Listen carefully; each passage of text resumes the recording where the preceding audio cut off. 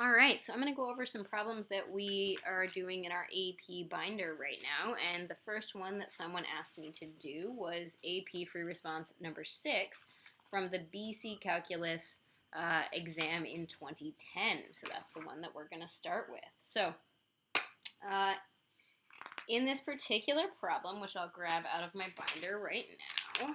All right, so in this particular problem, this is what we're looking at. I'm not sure how legible that's going to be, but we're given a piecewise function, right, that says f of x equals the piecewise function that is cosine of x minus 1, that whole quantity divided by x squared for any x value not 0, and it's a negative 1/2 for x is equal to 0.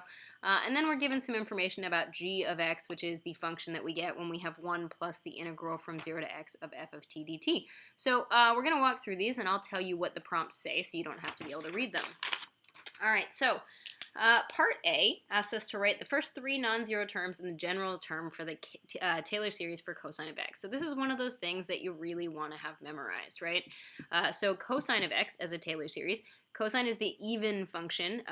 Cosine and secant are the only even trig functions. So cosine has the even Taylor series. So it's a 1 minus an x squared over 2 factorial plus an x to the 4th over 4 factorial. Now they asked me for the first 3 terms, which I did, and then the general term. You want to be really careful to pay attention to the instructions when you do this because, boy, are you going to be surly if you gave up some easy points by not following instructions. So the general term is a negative 1 to the n, x to the 2n over a 2n quantity, and I put the plus dot dot dot at the end, which is hard to see because I need to shift my board over for you a little bit, because, again, in order to have cosine actually be truly equal and not just approximate, it needs to be an infinite series. So that's the first prompt, and I did it, right? So check, I did the first thing.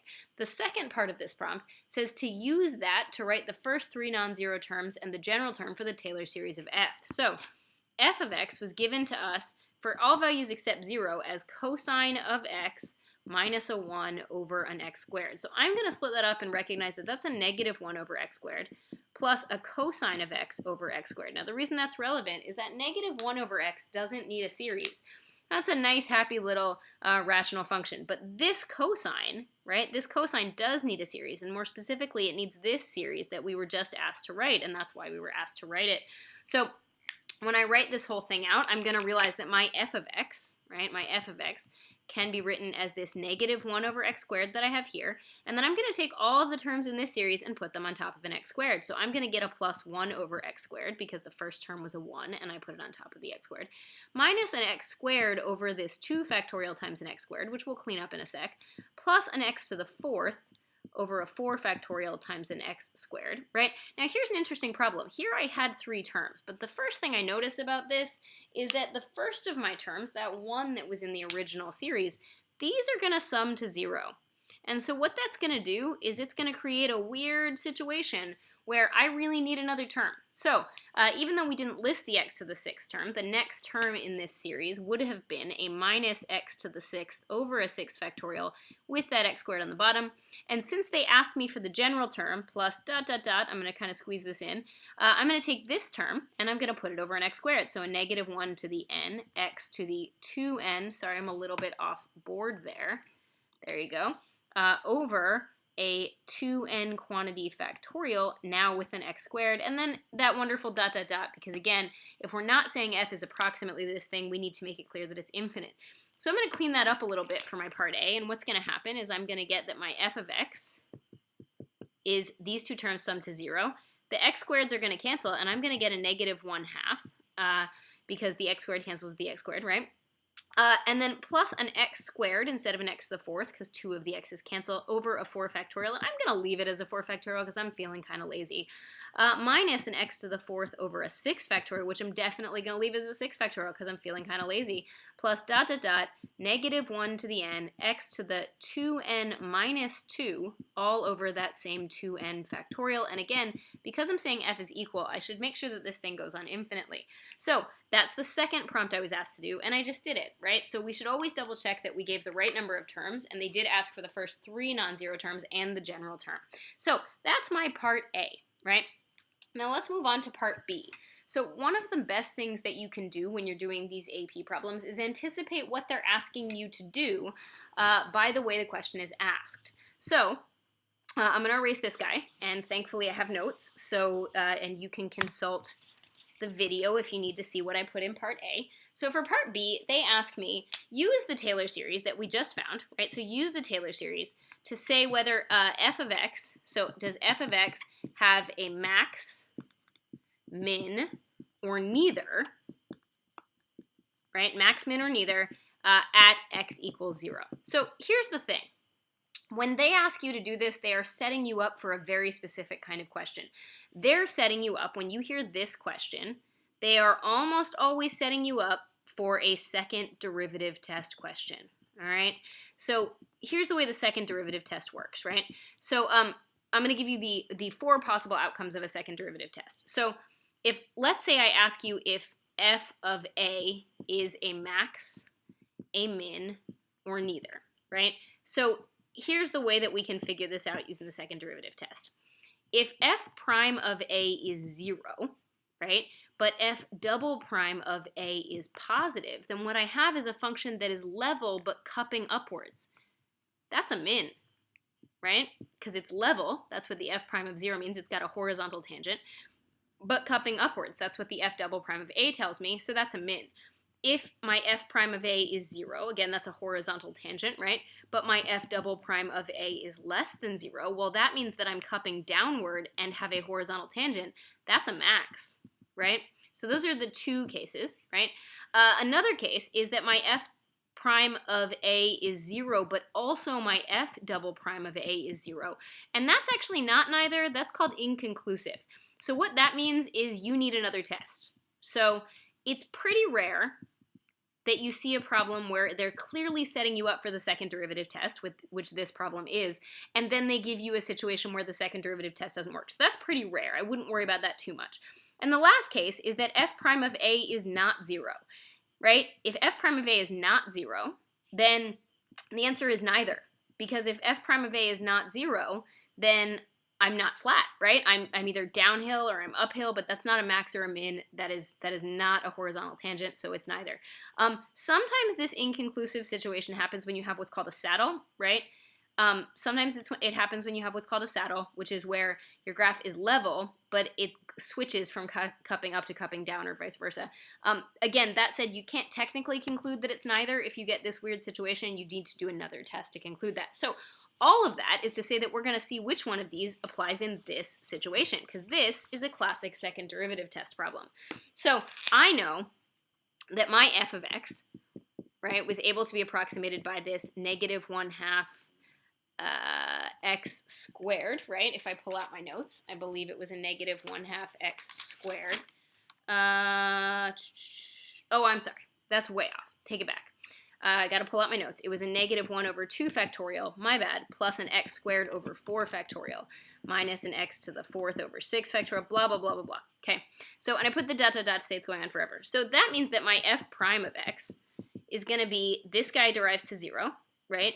This becomes a 2x over 4 factorial. This becomes a minus 4x cubed over 6 factorial, plus dot, dot, dot, dot. Here's the part that matters, though. These all have x's, right? These all have x's. So what that means is if I'm finding f prime of 0, all of those terms are going to zero out because I'm plugging in 0 for all those x's. So the first part of the second derivative test worked out and is totally true. My f prime of 0 is 0. Now I need to find my second derivative. So my f double prime of x, I'm going to derive this 2x over 4 factorial and just get a 2 over 4 factorial, minus a 12x squared over a 6 factorial plus dot, dot, dot, dot. But again, all of these terms have x's, right? So all of the terms here later will zero out, and the only term that doesn't zero out is this guy that doesn't have an x. So if I'm asked to find f double prime of 0, I end up getting a 2 over 24, which is positive. I don't even care that it's a 2 over 24. I just care that it's positive. So the situation I'm looking at is a graph that is cupping up but flat. That is a min.